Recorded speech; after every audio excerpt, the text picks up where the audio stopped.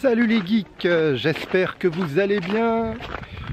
Vidéo un peu impromptue, je ne l'avais pas prévu, en tout cas à ce sujet-là, car il y a un événement important qui s'est arrivé dans le monde de l'audiovisuel. C'est l'apparition du film Cloverfield Paradox sur Netflix. Alors je vais tout vous raconter. Au moment du Super Bowl aux États-Unis,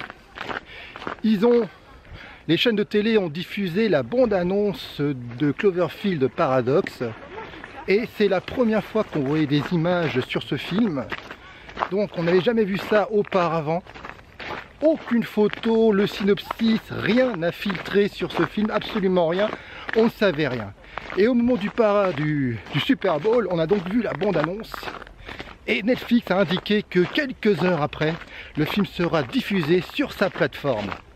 Et en effet, Netflix n'a pas menti puisque seulement 3 heures plus tard, le film a été diffusé sur la plateforme. Alors comme vous pouvez bien vous y attendre, c'est un événement absolu à Hollywood, un véritable séisme puisqu'on n'a jamais vu ça. Ça a été un vrai scandale. Les gens d'Hollywood n'ont pas vraiment apprécié, les journalistes non plus, et le film a été descendu en flèche. Et par contre, les spectateurs abonnés à Netflix, bien sûr, étaient très contents. Alors justement, je vais faire cette vidéo, je voulais absolument faire cette vidéo qui n'était pas prévue, j'avais un autre sujet de prévu, mais pour moi c'est très important. Est-ce que pour vous, Netflix est en train de tuer le cinéma, en train de tuer Hollywood, ou est-ce tout simplement une autre alternative de diffusion? Il faut savoir que l'année dernière, par exemple, aux États-Unis, le film Seven Sisters a été diffusé à la fois en même temps sur Netflix et diffusé au cinéma. En France, ça a seulement été au cinéma. Donc voilà, je voudrais savoir ce que vous en pensez, parce qu'à mon avis, il y a quelque chose qui se passe en ce moment, il y a un vrai bouleversement qui se passe. Rappelez-vous, il y a déjà une polémique au moment du festival de Cannes avec le film Okja. Un grand nombre des membres du jury ne voulaient pas voir ce film car Netflix a refusé de le diffuser au cinéma, le film Okja. Il y a toute une polémique là-dessus. Donc voilà, il y a forcément quelque chose qui se passe depuis un certain temps maintenant. Netflix est en train de devenir Hollywood. Martin Scorsese est en train de réaliser un film spécialement pour Netflix. Quelque chose qui se passe. Donc là, je souhaiterais savoir, c'est la question que je me pose. Est-ce que Netflix est en train de tuer Hollywood ou pas? Dites-le moi dans les commentaires. J'attends de vous lire avec impatience. Et maintenant, vous vous doutez bien, je vais vous donner mon avis. Je vais vous donner mon avis sur le film.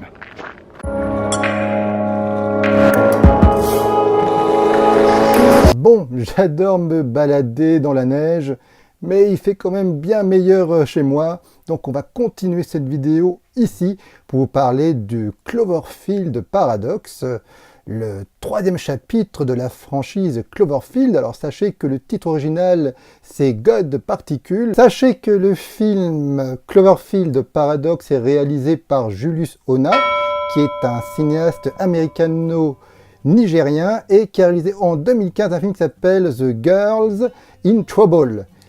J'en ai jamais entendu parler. Je vais citer quelques acteurs du film, notamment les actrices principales. L'actrice principale du film, qu'on voit du début jusqu'à la fin, c'est Gugu Mbatha-Raw, qui a joué notamment dans le Jupiter des frères Wachowski, ou... non, pas des frères, des Wachowski tout simplement. Et l'actrice Elizabeth Debicki, qui a notamment joué dans Valérian et Les Gardiens de la Galaxie numéro 2. D'ailleurs, il faudrait qu'elles choisissent mieux leur projet science-fiction parce que c'est pas terrible et c'est pas Cloverfield qui va les aider. Cloverfield Paradox se passe dans l'espace. C'est donc très différent des 2 précédents films qui se passaient sur Terre. Là, ça se passe dans une station spatiale. Il y a un accident via un accélérateur de particules qui ouvre une dimension parallèle et une station spatiale s'enfonce donc dans cette ouverture. Et les passagers de cette station se rendent compte, grand désarroi, que la Terre a disparu. Bien sûr, ils veulent savoir où est passée la Terre et comment revenir dans leur monde. Cloverfield Paradox est une série B, comme les deux précédents, ce qui n'est pas du tout péjoratif venant de moi. J'adore les séries B. Le budget est de 45 millions de dollars, c'est plutôt la fourchette haute pour une série B, 45 millions de dollars. Et visiblement, la Paramount, qui est le distributeur de films, car à la base, ce film devait être distribué au cinéma, apparemment, à mon humble avis, ont dû voir la qualité du film, n'y ont pas cru et se sont dit que ça serait peut-être mieux de faire un deal avec Netflix. Le film aurait probablement plus de succès sur cette plateforme que via le cinéma. Et ils n'ont pas eu tort, à mon avis. Personnellement, j'aime beaucoup la série Cloverfield. Le côté found footage du premier film m'avait plutôt ravi, avec ce monstre géant qui détruisait, je crois que c'était New York, enfin bon, peu importe, en tout cas une ville des États-Unis, j'aimais bien ça. Le second, c'est un huis clos paranoïaque, et je pense même que c'est probablement le meilleur film de la série. J'avais vraiment beaucoup accroché j'ai beaucoup aimé le numéro 2, et là, le numéro 3, se voulait être assez ambitieux, puisque ça se passe dans l'espace, c'est donc différent. Donc d'ailleurs, c'est une des choses positives de cette franchise, c'est qu'ils essayent justement de faire des films différents, ils essayent de ne pas se répéter, et ça c'est un point très positif. Mais là, il y a vraiment un très très gros souci avec le 3, qui est pour moi un ratage total. Alors tout d'abord, le scénario. C'est vraiment une franchise assez spéciale, car à mon avis, ce sont des films indépendants. Il faut à mon avis pas essayer de trouver des liens, mis à part le titre Cloverfield. C'est 3 récits différents, il y a des monstres, et alors on va dire, c'est le seul point commun, et d'ailleurs des monstres on n'en voit quasiment pas dans le 3e. Donc à mon avis, il ne faut pas trop les comparer, trouver une certaine cohérence, même si certains ont dit que a priori, ça serait donc un film qui va raconter comment ces monstres sont arrivés sur Terre. C'est qu'il le fait plus ou moins, mais c'est ça le gros souci, c'est absolument pas clair. À la fin du film, on ne comprend pas vraiment comment ces monstres sont arrivés sur Terre.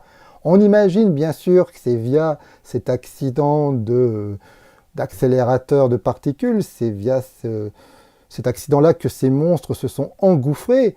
C'est ce qu'on imagine, mais rien n'est clair, rien n'est montré dans ce film. On a l'impression que c'est plus un gadget, un gimmick qu'autre chose pour tenter de rattacher les wagons avec le reste de la saga, avec les autres films. Mais sinon, on n'y croit pas du tout, c'est très artificiel. À mon avis, il faut prendre le 3e film comme une œuvre indépendante, ce qui est le cas à mon avis de l'ensemble de la série. Même si on prend ce film indépendamment, là non plus ça ne fonctionne pas. Rien n'est vraiment très clair. On sait qu'ils sont dans l'espace pour tenter de sauver de sauver la Terre. Je ne vais pas trop spoiler, mais voilà, on a besoin d'eux, mais c'est pas clair. Le lien entre ce qui se passe dans l'espace et sur Terre n'est vraiment pas très tangible. On ne comprend pas trop ce qui s'y passe. On a l'impression que le film a subi d'énormes coupures et rien n'est vraiment cohérent dans ce film. C'est très étrange. Ensuite, ce qui est important pour qu'on s'accroche aux mésaventures des personnages, justement, c'est la caractérisation de ces derniers. Et c'est très très mal fait. Ce n'est fait que de poncifs, de clichés. C'est impossible de s'accrocher affectivement à eux. On ne croit pas du tout à leurs personnages. La plupart du temps, on ne connaît pas leur passé. On ne sait pas pourquoi ils sont sur cette station, comment ils sont arrivés là. C'est vraiment très très mal fait. Mis à part l'héroïne principale du film, les autres, on n'en sait strictement rien. Ce sont des ombres qui passent dans les couloirs. C'est vraiment pas intéressant. On ne peut pas s'accrocher à eux. Ce qui fait que lorsque un meurt, on s'en fout complètement. Le film a tenté de retrouver le côté spectaculaire du premier film et le côté paranoïaque, huis clos du second. Et on est à mi-chemin entre un Alien et un Event Horizon de Paul Anderson. Mais malheureusement, le film n'arrive pas à la cheville d'aucun. On est très loin d'un Alien, on est très loin d'Event Horizon. À la limite, je vais dire, c'est l'Event Horizon du pauvre. On n'y croit pas du tout, on n'a jamais vraiment peur. C'est assez répétitif et le scénario est truffé de clichés. On s'ennuie vraiment ferme devant ce film et les personnages sont pas attachants. Au niveau de la mise en scène, le réalisateur, le pauvre, on sent, il fait ce qu'il peut avec ce qu'il a parce que visiblement 45 millions de dollars, c'est pas suffisant pour rendre crédible un film qui se passe dans l'espace, dans une station spatiale. Eh bien, on va dire que ça passe sur un petit écran, mais je comprends vraiment pourquoi la Paramount a dû paniquer en voyant le résultat. Ce grand écran, ça passe pas, quoi. Je suis certain que les effets spéciaux sont très limites ce grand écran. Ça passe sur un petit, mais pas sur un grand. Je comprends parfaitement le deal entre Paramount et Netflix, même si à l'heure à laquelle je fais cette vidéo, je ne sais pas du tout ce qui s'est passé, pourquoi ce film qui était prévu pour le cinéma est arrivé tout d'un coup sur Netflix. Tout ça pour dire que pour moi, c'est vraiment une cruelle déception car j'attendais vraiment ce film avec une certaine impatience vu que j'aimais vraiment les deux précédents. C'est vraiment pour moi une série B du pauvre qui frôle dangereusement le Z.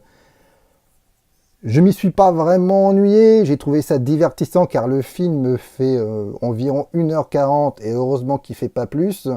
Mais le scénario, enfin il y a des trous partout. Je suis même étonné, je me demande ce qu'a fait J.J. Abrams dedans, qui lui quand même, on va dire, est comme un grand scénariste. Il a quand même dû lire le scénario et dû dire ok c'est bon. Mais là, si c'est le cas, c'est donc au niveau du montage, ça a été donc coupé. Il y a tout un pan de l'histoire qu'on ne comprend pas. Enfin, on sent qu'il y a des grosses coupures dans ce film-là. Donc, au niveau du rythme, c'est pas mal, hein, vu qu'il y a des coupures. Donc, c'est vrai que c'est assez rythmé le film. Mais en termes de cohérence, on n'y comprend rien et on s'y ennuie ferme. Et pour moi, c'est vraiment un gros défaut. Et ouais, c'est proche de la série Z pour moi, c'est dommage. Je vous remercie d'avoir regardé cette vidéo jusqu'au bout. Si vous l'avez appréciée, n'hésitez pas à la liker, à la partager, car le partage c'est la vie. À mettre des commentaires, dites-moi ce que vous avez pensé du film, si le film vous intéresse ou pas, parlez-moi de Netflix, j'ai hâte de vous lire. Abonnez-vous à ma chaîne puisque c'est gratuit et en plus ça me motive à continuer. Et moi je vous dis à une prochaine fois. Allez, bye!